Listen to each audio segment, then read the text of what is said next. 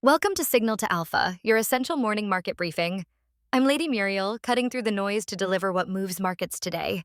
Let's get you your alpha before the opening bell. Here's what's moving markets this morning. A Democratic upset in Miami's mayoral race raises questions about Hispanic voter realignment. Trump and Democrats are trading competing narratives on the economy with inflation still elevated. House Speaker Johnson faces a potential mutiny over defense spending legislation. A federal appeals court cleared the Pentagon to enforce its transgender military service ban. And Minnesota's fraud crisis is escalating while state-federal immigration battles intensify. Let's break down each story. Democrats pulled off a rare upset in Miami yesterday, with Eileen Higgins defeating Trump-backed Republican Emilio Gonzalez in the mayoral runoff. This ends a 30-year Democratic losing streak in a city Trump won by 11 points last year. The DNC poured significant resources into this race, and the result raises questions about Hispanic voter realignment that markets have been pricing into political futures contracts. Higgins becomes Miami's first female mayor, focusing her campaign on affordability and efficient government. Trump pushed back hard on Democratic affordability messaging during his Pennsylvania speech, calling it a hoax. He cited specific wage gains under his administration.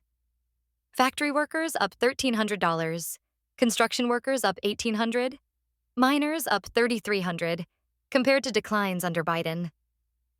He's also claiming turkey prices down 33%, eggs down 80% since March, and Thanksgiving meals down 25% overall. With inflation still at 3% year over year and 76% of voters viewing the economy negatively, these competing narratives matter for consumer sentiment and retail spending heading into year-end. House Speaker Mike Johnson faces a potential mutiny today over the $900 billion National Defense Authorization Act. With a razor-thin majority, he can only afford to lose 2 Republican votes, but at least 5 conservatives are threatening to tank the procedural rule vote. The sticking points: no central bank digital currency ban, no abortion restrictions, and concerns about closed-door negotiations. If the rule fails, leadership may invoke suspension requiring a 2/3 majority. Defense contractors and military spending beneficiaries are watching closely. A federal appeals court just cleared the Pentagon to enforce its ban on transgender military service, overturning a lower court injunction. The 2-1 ruling from the D.C. Circuit found that district judges shouldn't substitute their judgment for military leadership on readiness issues. This impacts military healthcare providers, defense contractors with diversity requirements, and creates potential Supreme Court trajectory. Minnesota's fraud crisis is escalating. Over 70 defendants charged in schemes that diverted $250 million from child nutrition and Medicaid programs, much allegedly reaching al-Shabaab terrorists in Somalia. Police report a 1,000-officer shortage statewide, with projections of losing another 2,000 to 2,500 over the next few years.